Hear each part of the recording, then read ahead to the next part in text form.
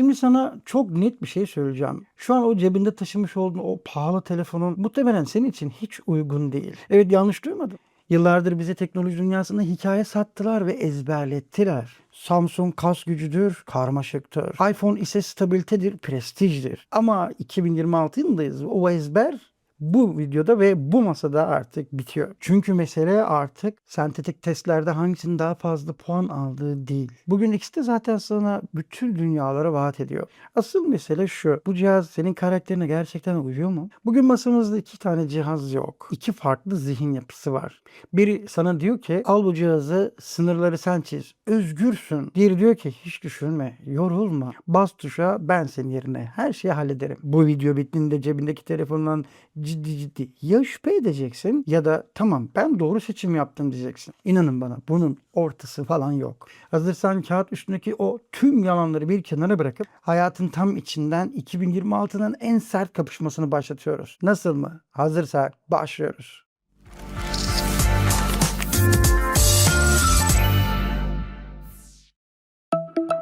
Teknik veriden ve en büyük sürprizden başlayalım. Samsung Galaxy S26 Ultra yaklaşık 214 gram, iPhone 17 Pro Max ise 231 gram. Tasarıma baktığımızda bu yılda Samsung S26 Ultra'da böyle amşan bir değişiklik yok. Sadece S25 Ultra'dan biraz daha farklı, inceltilmiş, biraz daha tıraşlanmış köşeler mevcut. iPhone 17 Pro Max'te ele böyle çok daha dost, yuvarlatılmış yumuşak hatlarda sahip. İki telefonu masaya koyduğunuzda ön tarafına baktığınızda neredeyse kardeş gibiler. S26 Ultra sadece arka taraftaki o yeni devasa kamera adasıyla ben farklıyım diyor. Ama asıl bomba malzeme biriminde. Yıllardır bize o premium diye satılan titanyum devri bu yıl iki cihazda da kapanmış durumda. Apple'da, Samsung'da amiral gemilerinde alüminyum gövdelere geri döndü. Peki neden? Çünkü cihazların içindeki işlemciler o kadar güçlendi ki yapay zeka motorları o kadar ısı üretiyor ki titanyumun o ısıyı hapsetme huyu artık bir dezavantaja dönüşebiliyor. Alüminyum ise ısıyı dağıtma konusunda çok daha başarılı bu konuda. İkisi de elde soğuk, premium metal hissini sonuna kadar veriyor. Ama Samsung'un altından çıkan S Pen hala o eşsiz ben bir iş bilgisayarım imzasını taşımaya devam ediyor. Şimdi cihazların ön yüzünde o devasa 6.9 inçlik ekranlara geçelim. Şimdi burada çözünürlük farkı ciddi bir hikaye anlatıyor bizlere. Samsung tarafında 1440'a 3120 piksel QHD Plus dinamik AMOLED 2X ekran var. iPhone'da ise 1320'ye 2868 piksel tandem OLED. Samsung'un ekranı çok daha keskin. İnç başına düşen piksel yoğunluğu adeta mikroskobik seviyede. Ama asıl devrim parlaklıkta değil, güvenlikte. S26 Ultra'da donanımsal privacy screen dediğimiz gizlilik ekranı özelliği var. Bu ne demek? Toplu taşımadasın, kafedesin, yanındaki kişi ekranına yandan baktığında sadece karanlık simsiyah bir panel görüyor. Banka uygulamasına girerken, şirket maillerini okurken ya da özel mesajlara bakarken hissettiği o üst düzey güvenlik hissi Apple'da maalesef yok. Bu sadece hayalet ekran filmiyle gerçekleştirebiliyor. Bunun üstüne bir de Samsung'un o meşhur Gorilla Armor 3 camını ekleyin. Dışarıda güneşin altında telefon ekranı yansıma yapmıyor. Adeta mat bir kağıda bakıyormuşsun hissiyatı veriyor. Apple tarafında ise çift katmanlı tandem OLED ekran var. Apple'ın ekranı daha kalibre, daha doğal ve sakin renkler veriyor. Eğer bu telefonda fotoğraf çekiyorsanız, renk doğrulamasını önemsiyorsanız iPhone ekranı size bir referans monitör güvenliği sunuyor. Gelelim kaputun altına, kas gücünün konuştuğu yere. S26 Ultra'nın kalbinde Snapdragon 8 Elite Gen 5 for Galaxy yatıyor. iPhone tarafında ise Apple'ın kendi laboratuvarlarından çıkan A19 Pro işlemcisi.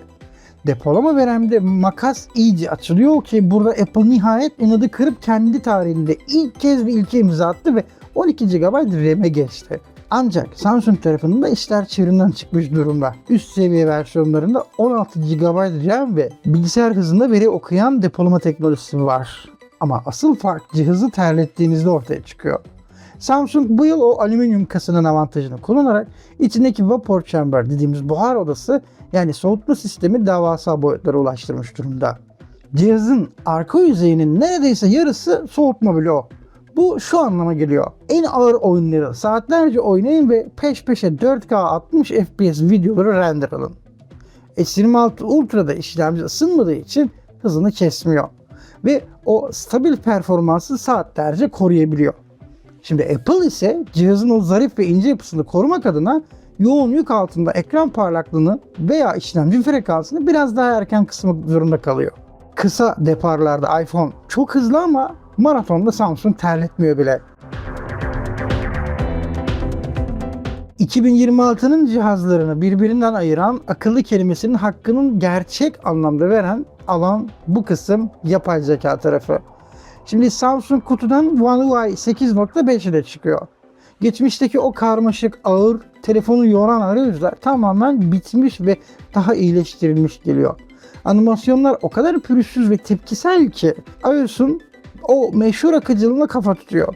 Üstelik çoklu görevde ekranı böldüğünüzde bile en ufak bir takılma yok. Ve tabii ki Galaxy AI, Samsung Google ile entegrasyonunu resmen üst seviye taşımış durumda.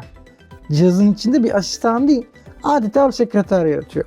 Çünkü Galaxy AI bu 8.5 ile daha da güncel, daha gelişmiş bir yapay zeka veriyor bizlere. Toplantıdasın, ses kaydedici açıyorsun. Cihaz kimin konuştuğunu ses tonundan anlıyor ve sana saniyeler içinde 5 maddelik profesyonel bir özet çıkarıyor. Circle the Search artık görsel aramıyor. İzlediğin bir videodaki yabancı dildeki tabelayı anında çevirip sana o mekanın harita lokasyonunu ve yorumlarını tek tıkla açabiliyor. Galerindeki fotoğraflarından istemediğin bir nesneyi silebiliyorsun ve yapay zeka arka planı o kadar kusursuz dolduruyor ki orijinaliyle ayırt etmen imkansız neredeyse. Apple tarafında ise Apple Intelligence var ama çok daha temkinli ve çok daha kontrollü. Apple hala sunucularım güvenli mi, gizliliğini ihlal eder miyim diyerek kendi kapalı ekosisteminde kalmayı tercih ediyor. Temel metin düzenlemelerinde, bildirim özetlerinde gayet başarılı ancak Samsung'un sunduğu o uçsuz bucaksız özgür yapay zeka oyun alanını henüz kullanıcıya tam anlamıyla açabilmiş değil. Şimdi gelelim kamera tarafına. İki farklı dünyanın en net çarpışacağı cephe. Samsung 200 megapiksel ana sensör ve yenilenmiş periskop lens kullanıyor. iPhone ise üçlü 48 megapiksel diziliminde hala ısrarcı. Ya arkadaşlar, konuşulacak çok şey var bu noktada ama neyse. Eğer uzakları yakın etmek, çektiğiniz bir manzara fotoğrafından kaliteyi bozmadan yepyeni kadrajlar kırpıp çıkarmak istiyorsanız Samsung'un donanımsal ve yapay zeka destekli zoom yetenekleri rakipsiz bu noktada. 100x zoom yaptığınızda bile yapay zeka pikselleri yeniden inşa edip size net bir kare sunuyor. Ancak iş videoya geldiğinde Apple'ın o sarsılmaz krallığı devam edebiliyor. ProRes log formatı, inanılmaz renk geçişleri ve sinematik akıcılığı ve o meşhur mikro sarsıntıları engelleyen sensör stabilizasyonu hala endüstri standardında. Çektiğim bir videoyu Instagram'a veya TikTok'a yüklediğinde kalite kaybetmemesi Apple'ın sosyal medya uygulamalarıyla yaptığı o derin yazılım anlaşmalarının gücünü gösteriyor. Fotoğrafta detay, zoom ve esneklik arayanlar için Samsung. Basayım ve en sinematik, en stabil videoyu çekeyim diyenler için ise iPhone. Tabi olay burada bitmiyor. Gün sonunda pil bittiğinde elindeki o binlerce liralık cihaz sadece cam ve alüminyum bir bloğa dönüşüyor. S26 Ultra o devasa kasanın içine tam 5000 mAh batarya sığdırmış. Apple ise 5088 mAh. Samsung burada 65 Watt hızlı şarj desteğiyle ciddi bir zaman avantajı sunuyor. Sabah uyandın, telefonu şarja taktın. Duşa girip çıkana kadar cihaz sana tüm gün rahatlıkça çıkacak bir seviyeye ulaşabiliyor. Apple tarafında ise şarj hızları hala daha muhafazakar seviyede 40 Watt. Ama hakkını yemeyelim. Bekleme yani standby süresinde Apple hala bir sihirbaz gibi. Telefonu gece %100 olarak masaya koyduğunda sabah kalktığında pil hala %100 duruyor. Arka planında inanılmaz bir güç tasarrufu var. Kısacası Samsung hızlı dolduruluyor ama Apple ise yavaş tüketiyor. Tabi bu kesinlikle kullanıma göre de değişiyor. Günün sonunda o yüksek bedelleri ödediğinde telefonun seni hiçbir senaryoda kısıtlamaması lazım. Samsung Galaxy S26 Ultra sana al beni, sınırlarını sen belirle diyor ve ekranı böl, kalemi çıkar, gizlilik ekranını açıp kalabalıkta güvende hisset, devasa vapor chamber ile oyunun dibine vur ve 16 GB RAM'in hakkını ver diyor. iPhone 17 Pro Max ise Sen hiç yorulma, kameraya bas ve en iyi videoyu çekeyim. Uygulamalar arası pürüzsüz geçeyim, pili dert etme gülü çıkarayım garantisi veriyor. Herkesin kullanım tarzı ve önceliği tamamen farklı.